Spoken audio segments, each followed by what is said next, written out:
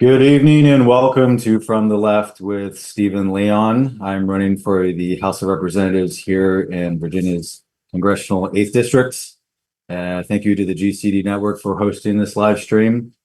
And tonight, I'm going to kind of rehash what's going on in the world in the past week, and then just kind of spitball it and give everyone a reiteration to my platform and everything like that. So yeah, presidential election. So we've got Kamala Harris on the left, and I'm supporting Kamala Harris. This show is named From the Left, but it's important that I check the biases on that. And there's some things that I hope we don't just blindly pass. Like I saw something recently for the assault weapons ban.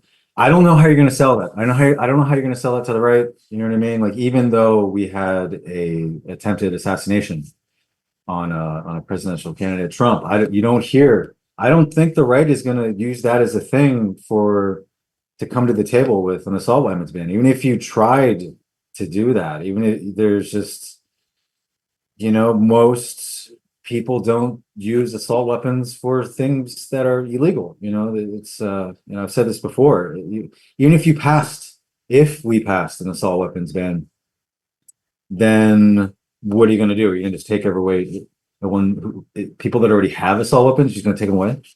And with that compromise in there, if you look at that differently, then maybe if we rescinded that the banning of assault weapons, then maybe they would hear us when it comes to abortion rights. And that really all comes down to the balance of the federal and state boundaries. Definitely one thing is that we don't want assault weapons in cities. Again, it just as an idea, if we could special case, maybe limitation on ammunition. You definitely can't discharge one in city limits, and that would also include like in schools and things like that. And there's only so much we can do per the law, and then unfortunately things get reactive. When it comes to abortion, I'm supporting a 3-month standard, and for without any mitigating circumstances, and then balance it out with the states, and that would supersede, but at least have that fundamental protection at 3 months. So like here in Virginia is a good model where it's done by trimester. Take a look at it. So that's just one of the things that I hope that we would look at the left, just to just blindly carry all over what Biden was doing. And even then, it's a lot of superficial stuff. We don't hear Bidenomics being thrown around anymore. You know what I mean? The primary driver of the better economy is due to consumer spending, but even then, it's far from what we expect the government has any power to do, and that has everything to do with mitigating corporate greed. Right, the incumbent here, Don Beyer, he just post after post, he's completely out of touch. The guy's worth 124 million, which he doubled since being our representative since 2014. So he started off as a car dealer, and then and as soon as he becomes our rep, he doubles his net worth from all stocks and everything like that. It's really unfortunate that I'm painting him as the poster child of government corruption from the left, and that really is about money. You know what I mean? Unless you have some solid proof that there's some systematic, corruption with our federal government, our federal institutions, and show me. Yeah, lots of things could be reformed, especially with the DEA and things like that. I think we saw something. Gosh, I wish I could remember her name because there's so many. Someone, and this is more of a state local thing. Someone got murdered, from a police officer, and that stuff happens, and they're rare amongst the numbers, but statistically, still, we need to look at that stuff and hope it doesn't happen, as much as we can. So let's get into Netanyahu came to town. He did a speech, and that's really about the long-term goals. I was very fortunate. One of the signatures that I got here in North Arlington, someone who actually worked for the government had signed and said, well, what can we do? What business or power do we even have there? And that's really about finding a trusted unifying leader, whether if that's someone who can stand up and get an independent state thing or a two-state solution with what's going on in Israel. And that's a tricky thing. Israel's pissed. And if you just Google George Washington and foreign affairs, you will get you will see his foresight when it comes to where the country would go forward with getting involved with foreign affairs. I had the screenshot I posted on social media, but I'll just go ahead and paraphrase where, it's impartialities. It's really about temporary alliances. It's not working when, okay, so let's back up. We're not even that old. What, we're 246 years old, right? And to, or give or take, check my math on that. Even then, early on, when the French helped us out with the British, and then after we became a country, the French continued to ask us for our help against the British. And our agreement was with King Louis, and then he was next for a time. And then, like George Washington kept us out of that stuff, and he became really unpopular because of that. But that's actually how he ended his second term. So having those temporary alliances, we've never truly been isolationists, but the balance is protecting our interests first. World War II happens, you know what I mean, and we changed the course of that. Everyone would probably be speaking German if it wasn't for the Americans, for us Americans that came through there. I'm from Arlington, you know what I mean? I see the Arlington Cemetery here, so that means a lot to me when to be, I mean, it's a federal thing, but just locally, or a little bit of both, right? It's something that really gets to me, that the sacrifices that were made for that. And, just Joe Biden, appeasing, yeah, the Jews have been through a lot ever since they've been Jews, you know what I mean? And that's not a reason enough to continue to support what they're doing. You know what I mean? And as a permanent alliance, and that is right from, let me go ahead and George Washington does it so much better. Let's go ahead and pull up what, oh, well, my screen sharing was off. Bear with me for just a moment, and I will, all you gotta do, everyone should know is George Washington Foreign Affairs, and it comes right up. You'll see that on my platform too. I've adopted the same. There it is.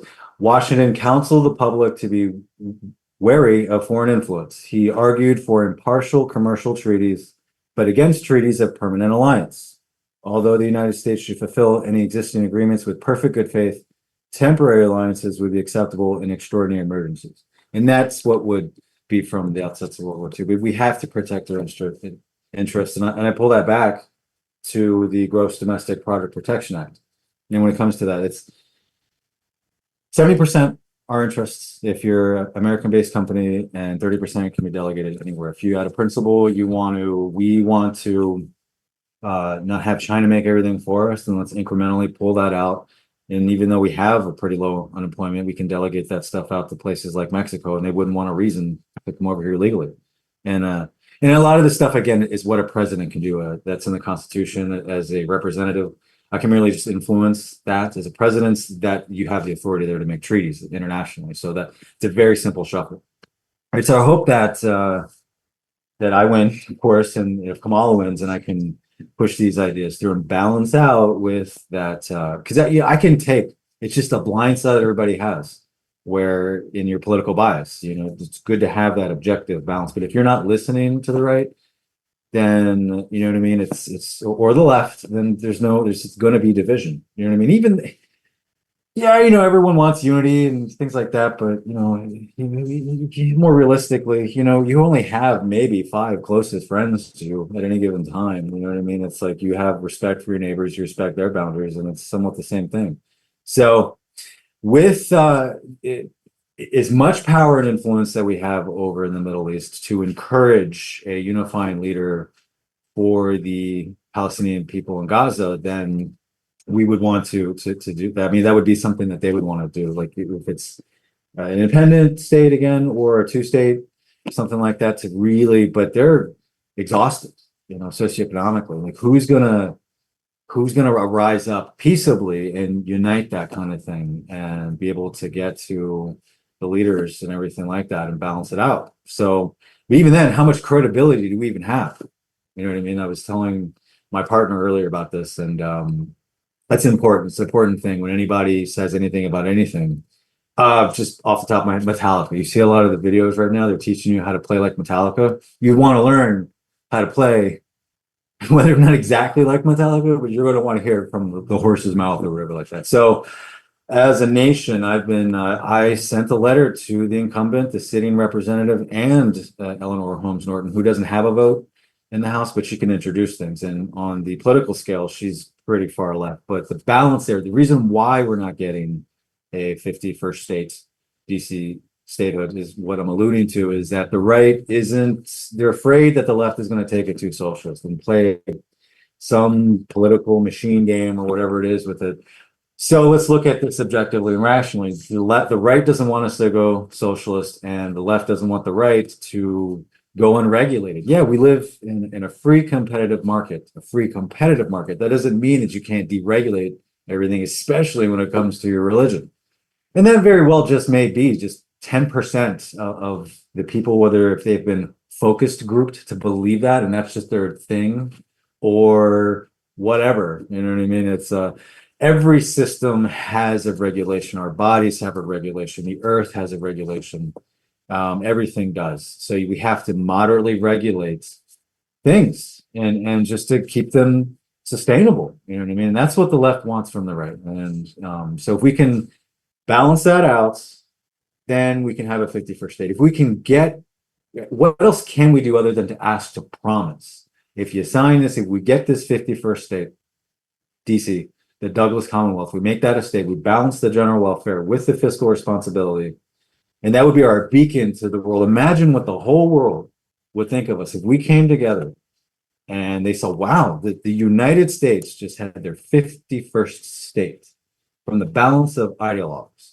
And everything that's going on, even in the Middle East or anywhere else, it's all about socioeconomics. It's all about having a job and having that security in the modern world, having a retirement, having healthcare and things like that, right? So that would be phenomenal. And even then, that would only give us a little bit of credibility to influence the stability to a certain point. You know, the UN was founded, again, post-World War II, and we had kind of took the initiative and had the leadership to make sure something, if you read the preamble of the UN, you know, just to twice in our lives, we've seen the world come together against each other and stuff like that. And that's NATO, so forth, that was formed and everything like that. So, but even then, so when it comes to these, the foreign boundaries, you know, people would listen to that. Look how America was, through all the colorfulness that we are, that we were able to come together like that.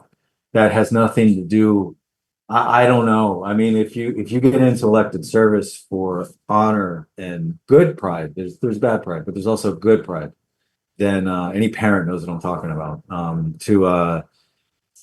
Just to have that. If you're just getting into politics because you want to play the same dividend of whatever lobbyists or PAC groups or corporations, I don't understand that. I don't know. I would consider you a poser. You know what I mean? You're like you're no different than somebody who wears a concert T-shirt and says they're a diehard fan, but only knows like one song. That's what it's like. I mean, from a guy like me, I don't know. Maybe that's a part of it. My environment, being from Arlington, from all the monuments and all the different quotes on our buildings and infrastructure and history and everything like that. Being here my whole life, and I see this stuff out here. It's like you can't be serious. You can't tell me that you don't understand Amendment 1. You can't tell me that you don't understand what it means to be constitutionally honest with yourself and to honor that and feel that tranquility, right? So that's my pretty much with anything, especially with what goes on in Israel. It's like, you know, we have we have no permanent alliances, temporary depending on the circumstances, right? And hopefully, you know, there's somebody that can be boosted up there. I don't know how we do that. I don't know how, you know, we definitely don't want to have our, you know, federal institutions go in there and just promote somebody. It's like somebody has to rise up from there. Again, peaceably. I don't know. It's a different culture. You know what I mean? In ancient Greece, every city-state succumbed to tyranny because of, you know, pick your cliche. But if somebody can stand up there and sing and dance or are good at a sport, people like that. That's been around since I don't know, human civilization began, which was 10,000 years ago, as soon as we could cultivate corn. That's a tangent. All right, that's where, you know, I stand on that. I would also encourage anybody that's, you know, protesting, keep it keep it peaceable. I get it. Make some noise, but don't break anything. You get, especially a lot of young people, you get out there and your hormones are raging and you want to be heard and things like that. And you end up getting arrested. And then all it takes is just that one person to cross the line. You get pepper spray and gas starts and makes the news, and that may or may not help. I don't think it helps. I think if you can, that's not what Martin Luther King stood for. He stood for peaceable protest, nonviolent protest. So if you can find creative ways that don't break the law, and that's what I do on social media. I do there's a gray area that I play with, and social media is just, yeah, and it's a translation of what's going on in the world, and I take creative. If I was studying liberal arts, wow, what an experiment! I go out there and I will blast you with liberal arts, and if I get marked as spam, that's all I've got. You know what I mean? I'm going against big money, and you can think what you want. I find it hypocritical for anyone that comes at me, especially from the left, who says that in any different way than I'm communicating, then they just crystallize my character to be that way. I had a thing earlier in the week where I was looking at the incumbent's background photo, and artistically, I said this very specifically, where you had a bunch of white guys and colored women, and Joe Biden at the front. Joe Biden's been kind of racist. And it's just my point was alluding to the incumbent's political bias. So when I framed this, I said, and it's not the first time I've done it. I said, down by artistically, where are all the white women and colored men? Somebody jumped right on that. They posted on their wall, Stephen Leon said colored. So what? What's the big deal? I'm not racist. You know what I mean? If I fumbled a verse that you're not accustomed to, at the end of the day, what does it change? You know what I mean? It's like, what other word do you want me to use? I mean, I said white women. You know what I mean? I'm half white. I mean, people of color. Why would you even refer to that? Aren't all people of color? And then he used a Michael Strahan article, and I'm a Giants fan. I was like, you know what I mean? Like, if just Strahan never actually saw that I said that. What do you mean by that? Wow, just taken way out of proportion, out of context, and that's just about it. I'm not the only one who thinks that old white men make all the decisions, right? And we just go with that. You know what I mean? And I'm half white. You know what I mean? So I don't know. It's just a majority. People know that about our country. The founding fathers. Just the Plymouth Rock and the English were the last to get here on this eastern shoreward because nobody wanted it. They wanted where the land was essentially given to, like with the Spanish and French, and even that's Caucasian. I don't know. It messes with your head. It's like, well, the Mediterranean, right? Northwestern Mediterranean, northeastern, southeastern, southwest, whatever. Don't get so caught up in the words. You know what I mean? It's like, wow, how can a lot of people on the left are just heightened with the fear of free speech because of what Trump was doing. But that guy was just straight up flip backwards. You know what I mean? Like, I'm being straight up with you, and I'm being no different on social media as I am with anything that you would laugh about on television. You know what I mean? Grow up. You know what I mean? Come on. In social media, you at least have to be 13. And, parents work it out with their kids. I was raised very liberally, obviously. So anyhow, climate crisis. That's a very big deal. It's this thing about politics, and it's kind of fundamental everywhere. Where do you only look at two of the five dots of anything in your home, or what they try to sell us with politics, or whatever it is? You know what I mean? Connect the dots. What's the Biden administration did? We want to call it historic. It's a very ambiguous term to say that the things that the Biden administration has done for the climate crisis is historic.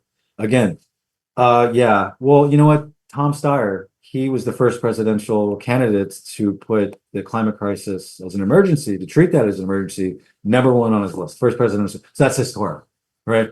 But the things that infrastructure, we have a massive infrastructure. And if you look at the numbers, the money that's thrown in it, that's not going to be enough. It's not going to be enough. Read Bill Gates's book. It's called How to Avoid a Climate Disaster. And it's done very methodically. Three levers: government, tech, finance. And the government, with everything that's going on, they're only capable of 30%. And the tech is there. It's not being invested. That's the finance. So this isn't in the book. This is something I came up with where we just offset the fossil fuel assets to push forward the green premium. That's what it is. The cost of things that don't emit fossil fuels. It's not just electric vehicle car batteries or charging stations, it's sequestering carbon from the oceans. It's our concrete. It's how we recycle. It's how we manufacture. It's a lot of things. And also just a little switch.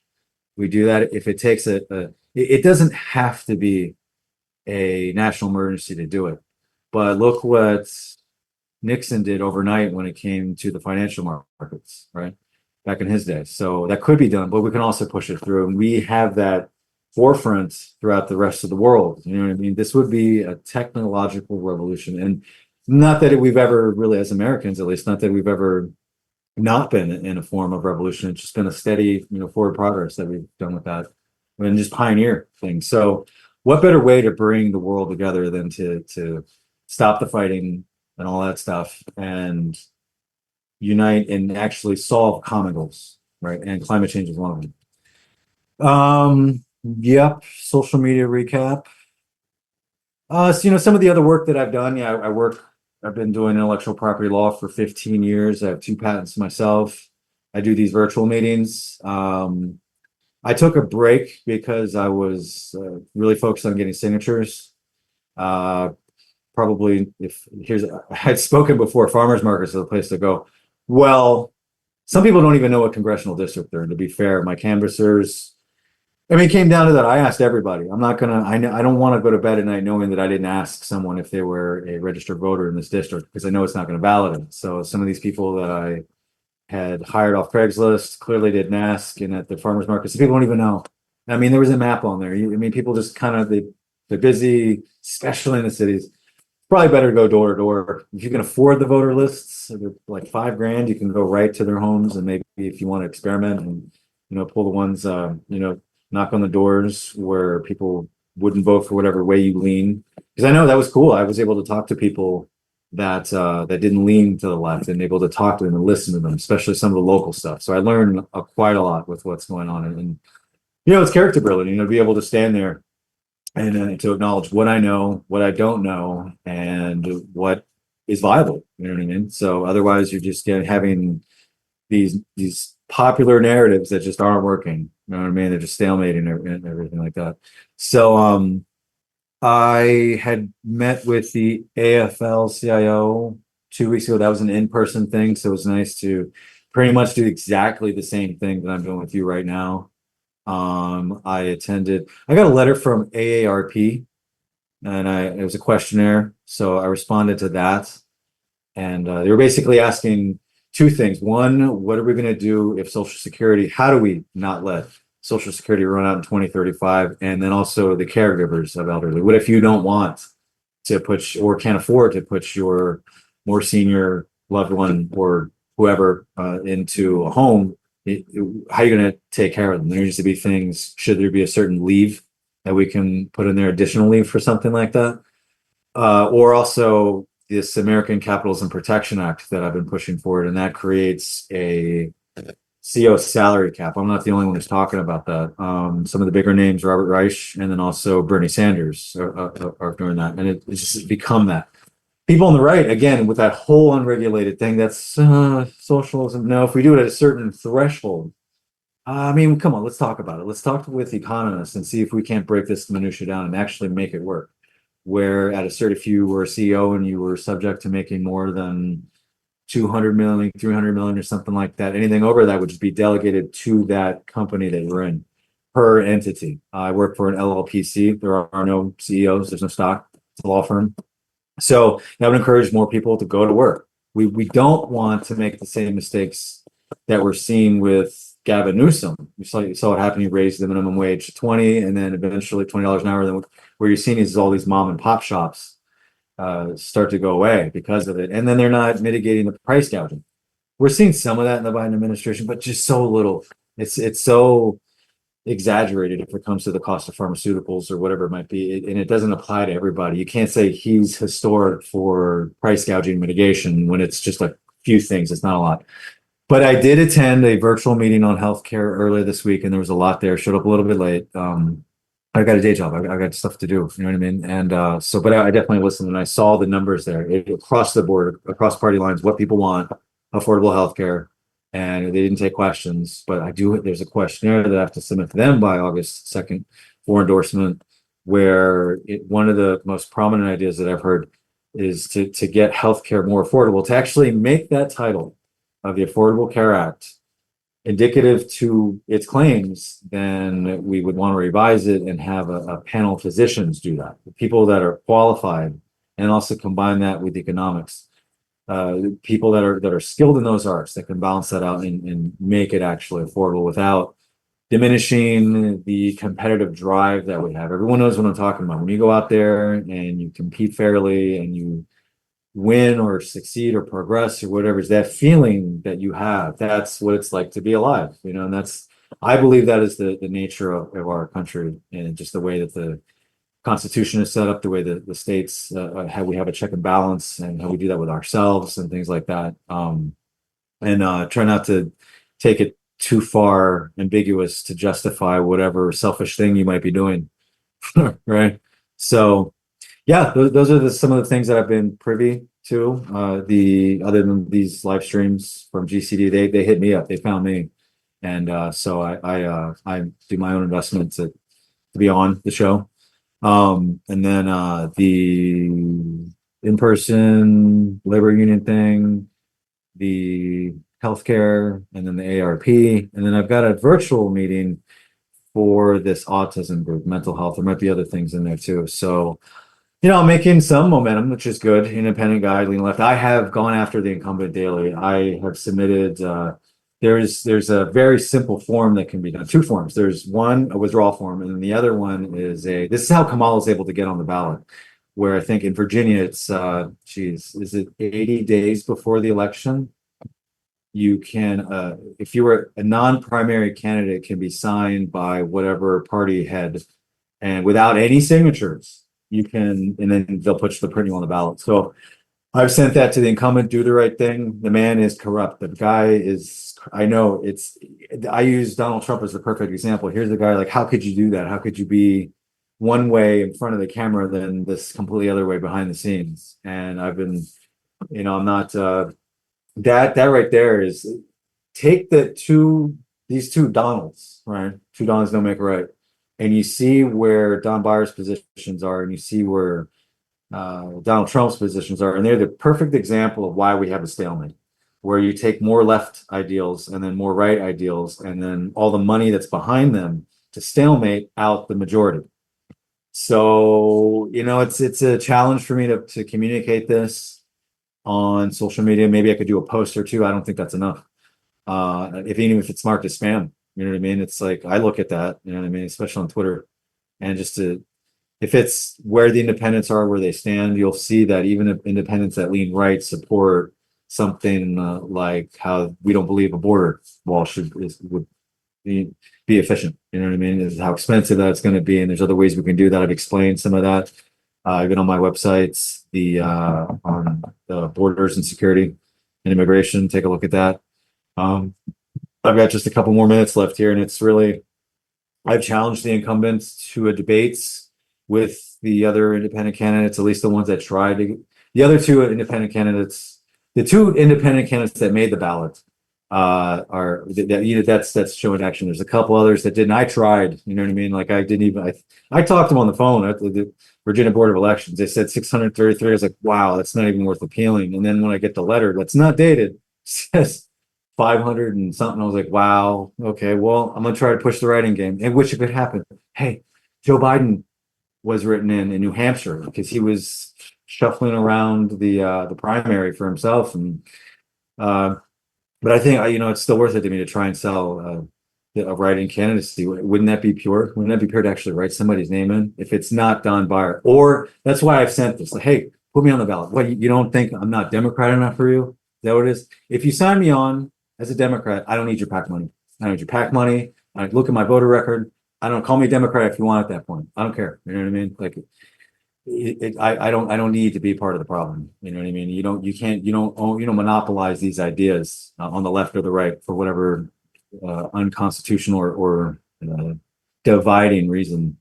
But yeah, and I will keep sending that paperwork to Don Barr on the daily until he signs it, or he can show how fake that he is to everybody, the whole country. That's what I've done to Don Barr. He's deserved it. That's his actions. That's not an opinion. That's all fact-based. Now it is 9:30. I've got to go. I will wish everybody a good night and I will see you next week.